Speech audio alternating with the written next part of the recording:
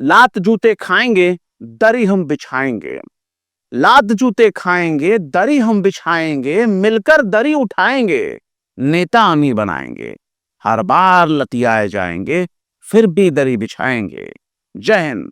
मेरा नाम है शम्स तबरेज और आप देख रहे हैं टाइम्स मेल। हर सियासी पार्टी में दरी बिछाने वालों की जरूरत होती है। अक्सर दरी बिछाने वालों का काम टेंट हाउस के लेबर करते हैं, पर सेकुलर पार्टियों में यह काम मुसलमान करते हैं, क्योंकि मुसलमानों की औकात अगर कुछ रह गई है तो दरी बिछाने वालों के तौर पर देखने के लिए ही रह गई है। दरी उठाने, दरी लगाने, दरी समेटने, दरी को चमकाने की सारी जिम्मेदारी मुसलमानों की है। दरी की सफाई भी मुसलमान ही करता है। आखिर इसकी क्या वजह है? हर बार चुनाव में जब टिकट बंटवारे का वक्त आता है और जब लिस्ट जारी होती है, तब पता चलता है कि मुसलमानों के हाथ में सिर्फ और सिर्फ दरी को थमा दिया गया है।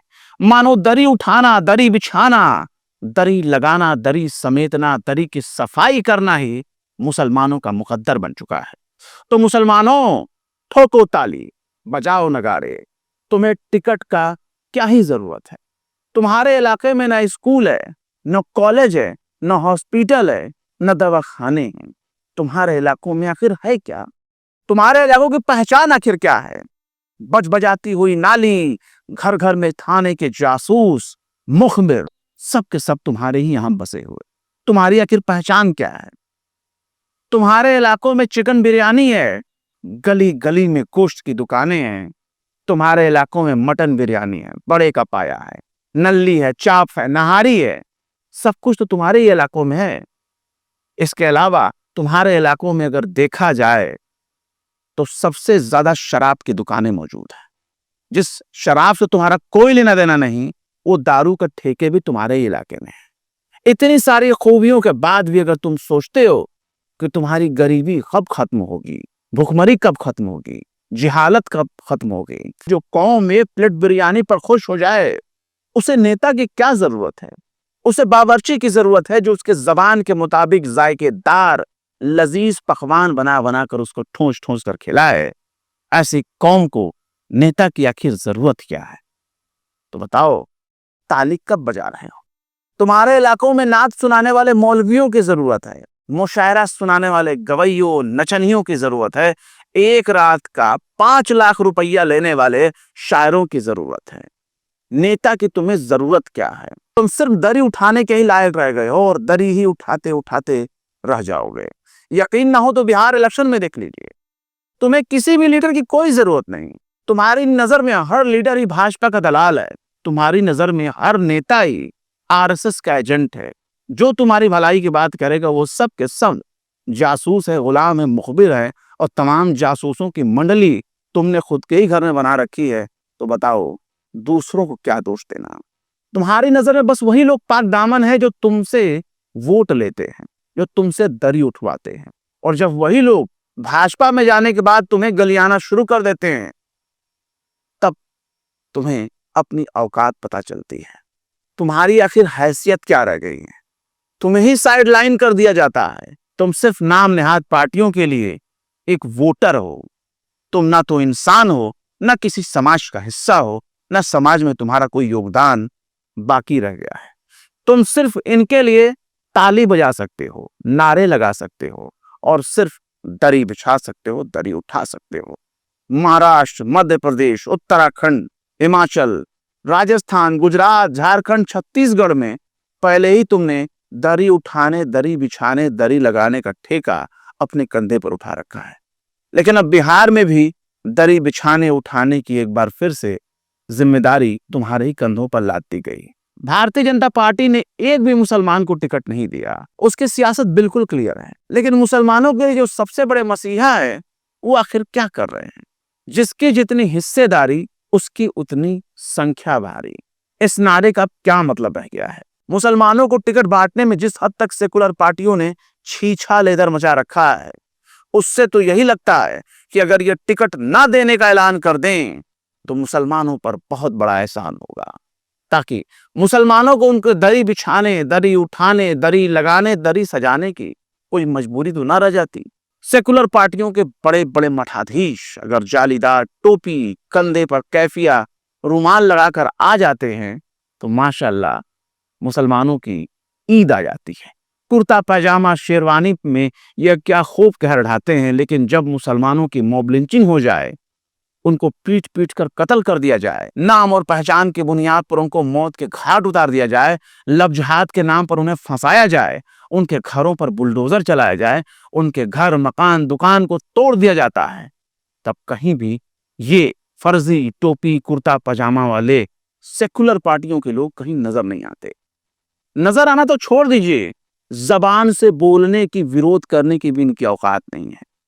ये उस वक्त भी अपनी जबान खोलने से परहेज करते हैं जब मुसलमानों का एनकाउंटर कर दिया जाता है, और वो भी सिर्फ नाम और पहचान की बुनियाद पर। उस वक्त भी इनकी जबान पूरी तरह से खामोश हो जाती है। अब ये हालत हो गई है कि मुसलमानों की एक बड़ी आबादी जेल में मौजूद है, पर उनके लिए आवाज उठाने वाला कोई नहीं। होग भी कैसे, जब हिस्सेदारी और बराबरी की बात करने वाले लोग टिकट बांटने में बेईमानी पर तुल जाते हैं, तब हिस्सेदारी और भागीदारी का तेल ले लें। हिस्सेदारी और भागीदारी का नारा पूरी तरह से फर्जी, खोखला, झूठा साबित हो रहा है। इस वक्त बिहार में सब कुछ हो रहा है जो नहीं होना चाहिए। बिहार में दो सबसे बड़ी सेकुलर पार्टियां मानी जाती हैं, एक की कमान नीतीश कुमार के हाथों में है और दूसरे की कमान लालू यादव और उनके बेटों के हाथ में है।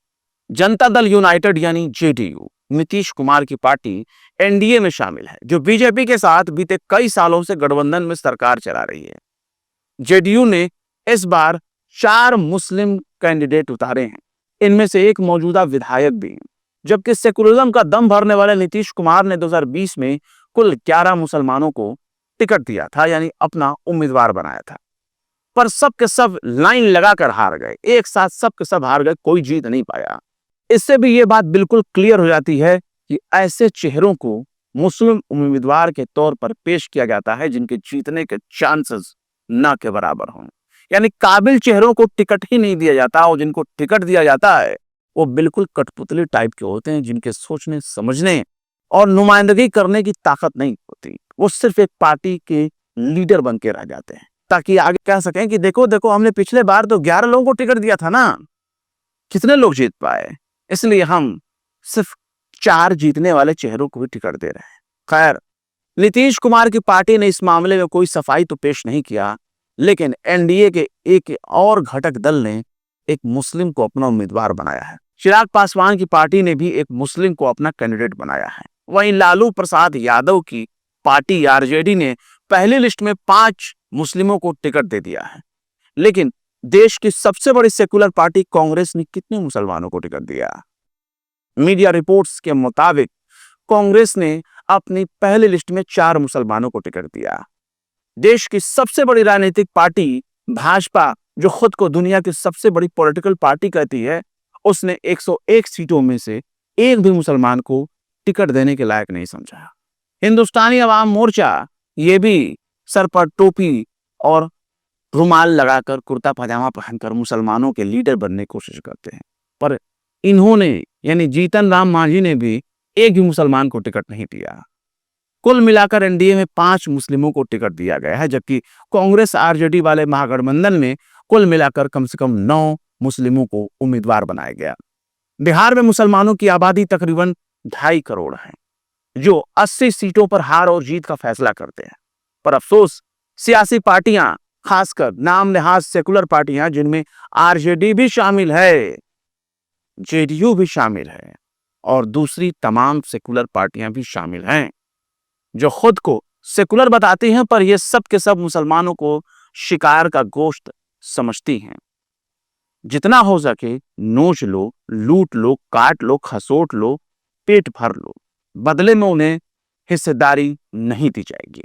मजलिस इत्तेहादुल मुस्लिमीन ने भी बहुत कोशिश की। खुद ओवैसी साहब ने भी आरजेडी से गठबंधन की कोशिशें की, खुले मंचों से कहा गया, अपील की गई, शर्मसार भी किया गया, लेकिन कोई गठबंधन नहीं हो सका। प्रशांत किशोर की पार्टी को जुमा जुमा 4 दिन हुए आए। जनसुराज ने 40 मुस्लिमों को टिकट देने का वादा किया था और 21 मुस्लिमों को टिकट भी दे चुकी है। हर समाज का कोई ना कोई लीडर के तौर पर पहचान बना चुका है। मुसलमानों का कोई लीडर नहीं है। इस सियासत को समझिए, जब तक समाज के हर तबके को उसकी नुमाइंदगी हासिल नहीं होगी, उसकी आबादी के हिसाब से उसको लीडरशिप का मौका नहीं मिलेगा, वो गरीबी, पिछड़ेपन और लाचारी से दो चार होती रहेगी। और इस सियासत को समझने के लिए नुमाइंदगी का होना बेहद जरूरी है। लेकिन दरी बिछाते बिछाते मुसलमानों ने अपने वोट की अहमियत को दरी के नीचे कुचल कर रख दिया है।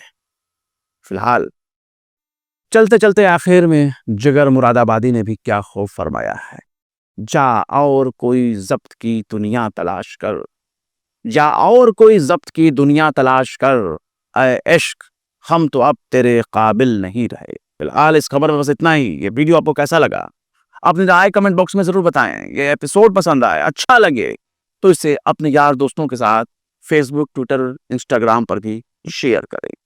फिर मिलते हैं किसी और वीडियो में एक नई खबर के साथ। शम्स तबरेज को दीजिए इजाजत। जय हिंद। अगर अभी तक आपने हमारे चैनल टाइम्स मेल को सब्सक्राइब नहीं किया है तो जल्दी से सब्सक्राइब कर दें और बेल आइकन भी प्रेस कर दें।